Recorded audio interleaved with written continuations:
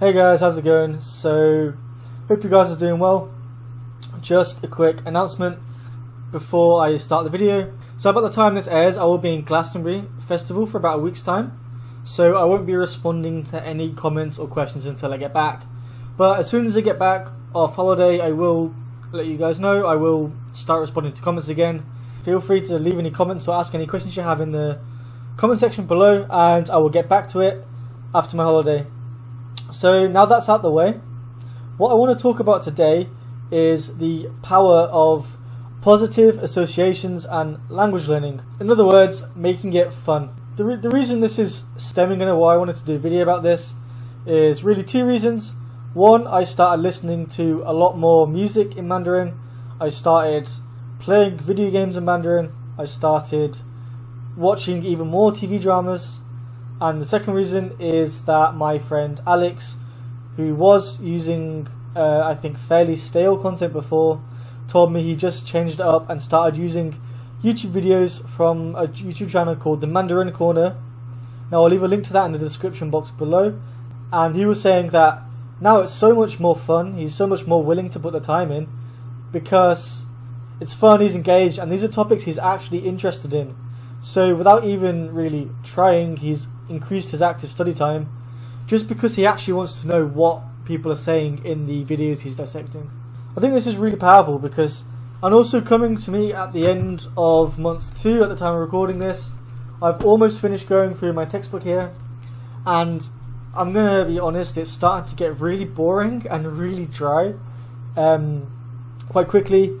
So it is a bit of a slog, and I was starting to get a little bit bored with it. Using interesting content really is a great motivator. But obviously when you're a beginner, you're not going to understand very much, and you do need to do a certain amount of just getting through the first bit, getting over the initial hurdle of that maybe more dry, less interesting content to begin with, and then when you progress and get better in the language, you can move on to more interesting and more authentic content the better you get. So for me with Spanish, this was about 2 months I used for beginner sort of content before I moved on to real stuff. I'm taking a similar approach with Mandarin. I think I'll take about 2 months. But in that initial period then, what can you do to make it fun and to have some sort of positive associations with the language you're learning to help keep you motivated, keep you encouraged, keep you on track, and help you actually, have fun while you're learning? So even for me, when I take my core study time in the morning, every morning, it's been about 40 minutes recently. I think when I move to Taiwan, I'll probably up it to maybe an hour. This is when I really like to dissect dialogues in detail, and although the content of what I'm doing initially is dry, at the start it's novel, it's interesting, and it's exciting because I'm discovering a completely new language. It's completely alien to me. I'm seeing all of the different structures, all the new words, and something that seemed quite alien at first is quite quickly becoming comprehensible. I'm starting to find out and figure out things about the language and start to learn the basics.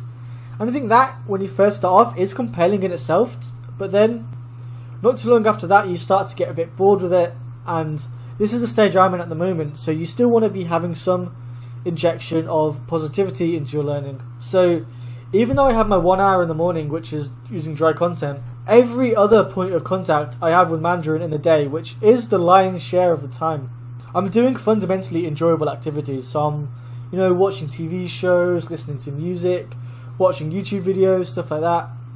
And I think music is, I recently started listening to a lot more music, and I really like this one band called Mayday, a Taiwanese band, and I'll leave a link in the description as well.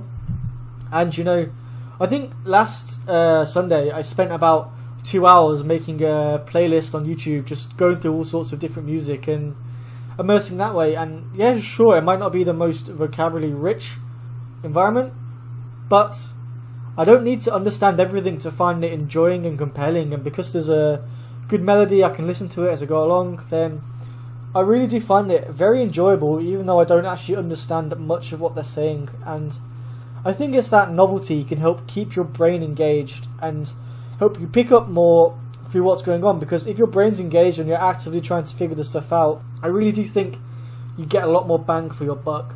And then also because I have all of these positive associations with Mandarin now, I have all these cool TV shows I'm watching now, like the YouTube channel that I'm watching that's really funny. I have all these bands and music now, so when I think of Mandarin, it's not just my textbook, my character practice book and Anki. I've got all of these different things in my head, all of which are incredibly positive experiences.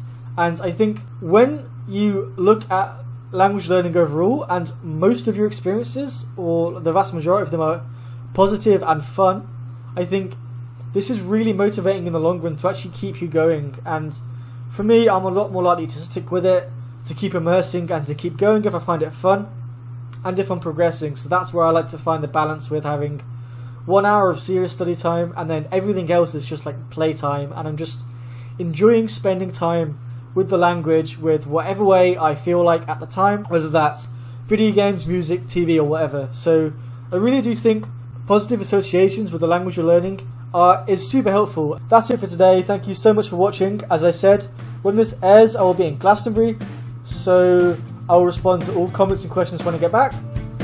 Thank you so much for watching, and I will see you guys in the next video. Peace.